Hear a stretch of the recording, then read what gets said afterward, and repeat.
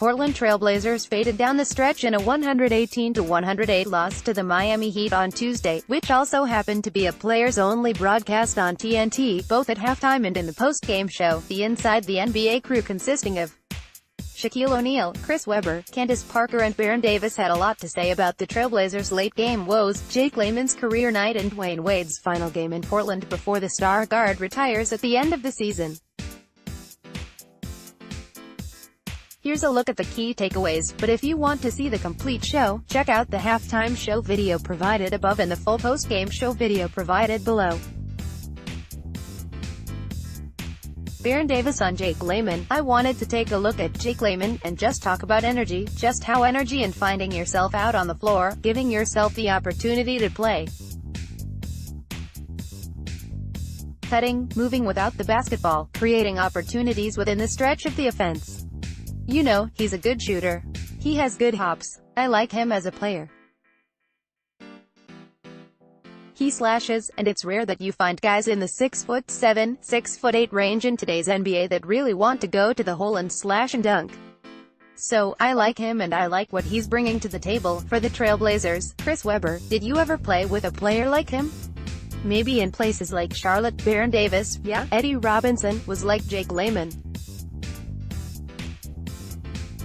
Super athletic. He would fly, run the court, cut to the basket and get short jumpers, and he could put the ball on the floor.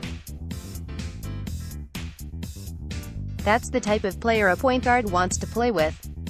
Somebody that can shoot. Candace Parker: do you think Jake Layman is playing like that because Rodney Hood just got traded for?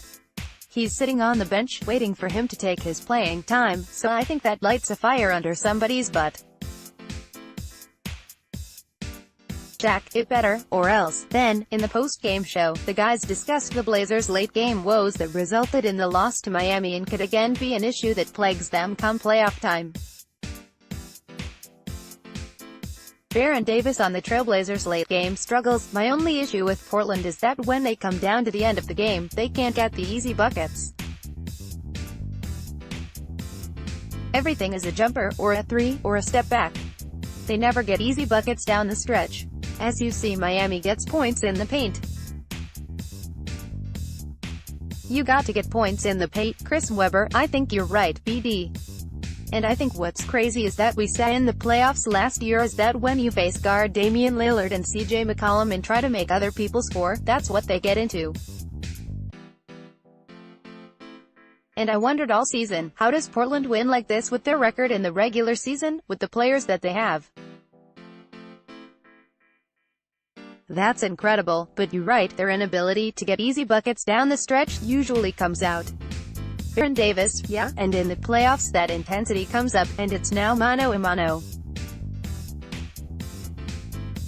They're checking Lillard and checking McCollum and forcing everybody else to do something, and Portland is just not a team that lives in the paint. Their guards don't get to the paint. So, in the playoffs, it's hard to make those jumpers when somebody has a hand in your face. When you're getting face guarded.